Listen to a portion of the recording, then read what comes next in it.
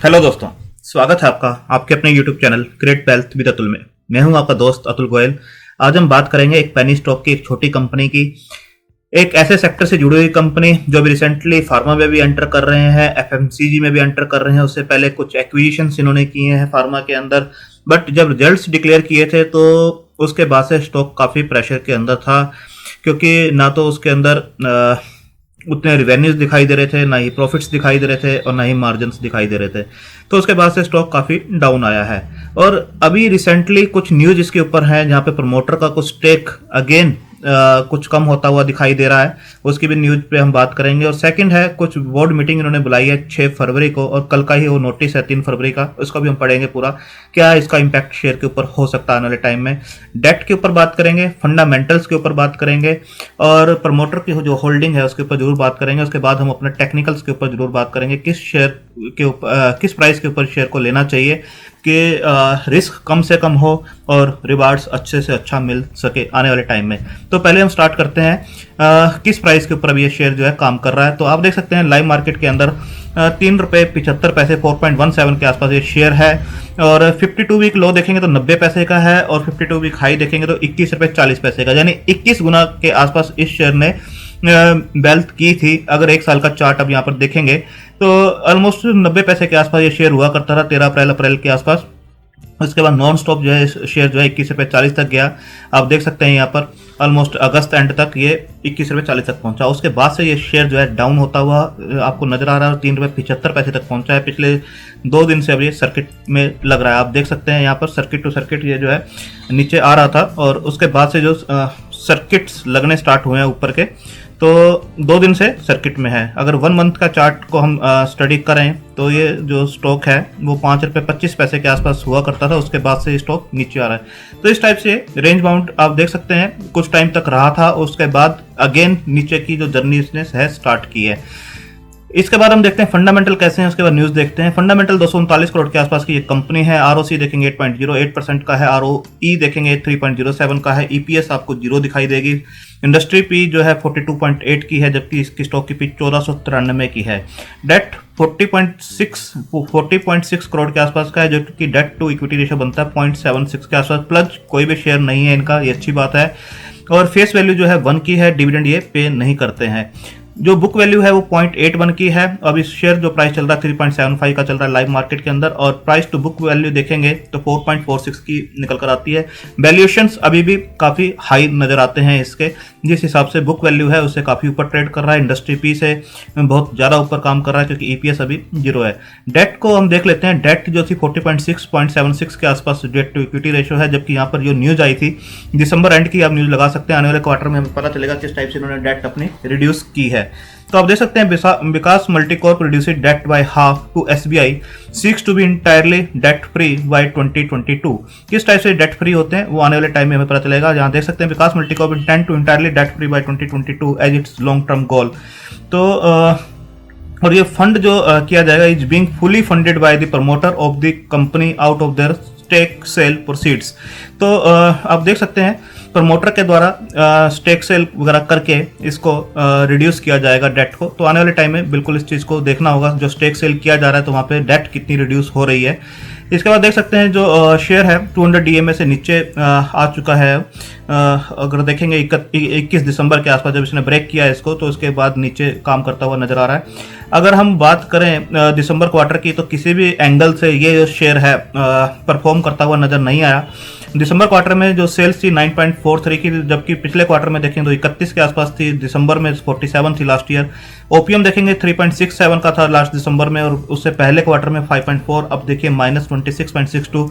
Operating profit देखेंगे 1.73 था दिसंबर में, लास्ट क्वार्टर में 1.73 और माइनस में है 2.51। अगर हम बात करें नेट प्रॉफिट की तो दिसंबर में 1.13 था लास्ट दिसंबर में, लास्ट क्वार्टर में 0.31, अब देखिए 0.07 के आसपास है। इंटरेस्ट बर्डन यहाँ जरूर पिछले क्वार्टर से देखें 1.97 का जो इंटरेस्ट बर्डन था यहाँ पर 1.01 का हुआ। इंटरेस्ट बर्डन जरूर कम होते हुए नजर आ रहा है। तो कहीं ना कहीं जो स्टेक सेल हुआ है हो सकता है कि उससे डेट कम हुई हो, जो कि आने वाले क्वार्टर में जब ये डिक्लेयर करेंगे तब हमें थोड़ा सा आइडिया लगेगा। क्योंकि अभी जो डेट दिखाई गई है मार्च 2020 के आसपास की दिखाई गई है, और जो प्रमोटर की होल्डिंग्स आप देखेंगे वो 33.72 है। आप देखेंगे सितंबर में 53.50 थी, अब 33.72 है, यानी 20% के आसपास का स्टेक जो है कम हुआ है। और एफआईआई की जो होल्डिंग है 6.99 से 13.18 के आसपास है, जो कि होल्डिंग्स जो थी नवंबर दिसंबर में काफ़ी स्टेक जो है इसका उठाया गया था। तो आप देख सकते हैं इसके अंदर जो स्टेक उठाया था वो अब एविएटर ग्लोवर और ग्लोबल जो है अलवुला, इन्होंने एलटीएस इन्वेस्टमेंट इन्होंने इसका स्टेक उठाया था, जो कि ऑलमोस्ट 7 रुपए के आसपास के स्टेक्स थे। डीआईए की होल्डिंग 0 है, पब्लिक की होल्डिंग 53.10 है। कुछ स्ट्रॉन्ग हाथों में स्टॉक जरूर नजर आता है, बट पब्लिक के पास बहुत ज़्यादा इसकी होल्डिंग्स इस टाइम नजर आती है। इसके बाद आप देखेंगे शेयर कैपिटल जो है आपको 27.59 जो हुआ करता है 66.35 के आसपास है, जो कि काफ़ी ज़्यादा है। अब हम देखते हैं कि जो 3 फरवरी की जो न्यूज़ थी आप देख सकते हैं, इन्होंने इंटीमेट किया है कि 6 फरवरी को एक बोर्ड मीटिंग बुलाई गई है, intimation of board meeting to be held on 6 Feb, तो to consider fund raising up to 100 crore by way of issuance of securities, convertible instrument, FCCB, QIP, इनके थ्रू जो राइट इश्यूज हैं, securities on right issue to be existing share holder of the company. अब देखते हैं किस type से 100 करोड़ रुपया जो है रेज करते हैं। और सेकंड है to raise consider raise increase in authorise share capital of the company and consequent alteration in capital clause of the memorandum of association. अच्छा, 6 फरवरी को इनकी मीटिंग बुलाई गई है, 3 फरवरी का ये नोटिस दिया गया है बीएससी और एनएससी को, तो 6 फरवरी को बिल्कुल इस पर नजर रहेगी कि किस टाइप की अनाउंसमेंट से करते हुए नजर आते हैं, 100 करोड़ रुपीज किस टाइप से ये लेते हैं, वो बिल्कुल इसके ऊपर एक नजर रहेगी। उससे पहले की एक न्यूज़ देखें तो आप देखेंगे 23 जनवरी की जो न्यूज़ थी उसके अंदर जो है ये बताया गया है, I Nand Kishore Garg, one of the promoter for and behalf of our promoters would like to submit that we have sold or gift of market 1,28,64,448 equity shares representing 1.93% stake outstanding share capital of the Vikas Multicorp in open market as per the details annexed। तो आप देख सकते हैं कि इस type से इन्होंने जो है अपने जो स्टेक है वो बेचते हुए नजर आ रहे हैं। तो ये पूरी न्यूज़ है कि फर्दर जो स्टेक सेल किया गया 1.93% के आसपास का। अब आने वाले टाइम में देखना होगा, जो फंड रेज की न्यूज़ है 6 फरवरी की, उसको भी हम देखेंगे किस टाइप से है। यहाँ पर आप देख सकते हैं कोई भी शेयर प्लज नहीं है, बट प्रमोटर की होल्डिंग जो है काफ़ी नीचे आ रही है और आने वाले टाइम में ये और भी नीचे आती हुई दिखाई दे सकती है। इसके बाद अगर शेयर प्राइस की बात करें कि शेयर प्राइस किस टाइप से काम कर रहा है, तो आप देख सकते हैं यहाँ पर जो शेयर प्राइस है काफ़ी ऊपर से नीचे आया था और यहाँ पर जो है यहाँ से रिवर्स हुआ है। ये जो रिवर्स हुआ था 3.3 के आसपास से रिवर्स हुआ है और यहाँ पर भी आप देख सकते हैं आज जो इसका है 3.3 और 3.75 के आसपास ये सर्किट में है। तो 3.3 के आसपास इसने रिवर्स जरूर हुआ है, बट आने वाले टाइम में देखना होगा कि किस टाइप से ये कंपनी अनाउंसमेंट करती है, जो फंड रेज की है किसके थ्रू ये फंड रेज कर रहे हैं। प्रमोटर होल्डिंग जो डाउन जा रही है उसका भी हमें देखना होगा। अगर वॉल्यूम चार्ट को हम लगा के देखें तो वॉल्यूम चार्ट आपको इस टाइप से नजर आएगा। आप देख सकते हैं इस टाइम पर जो यहाँ पर जो है वॉल्यूम्स आपको काफ़ी हाई नज़र आएंगे। तो यहाँ पर काफ़ी जो है अकमुलेशंस बोल सकते हैं कि काफ़ी हाई वॉल्यूम्स चले हैं जब ये शेयर नीचे आ रहा था।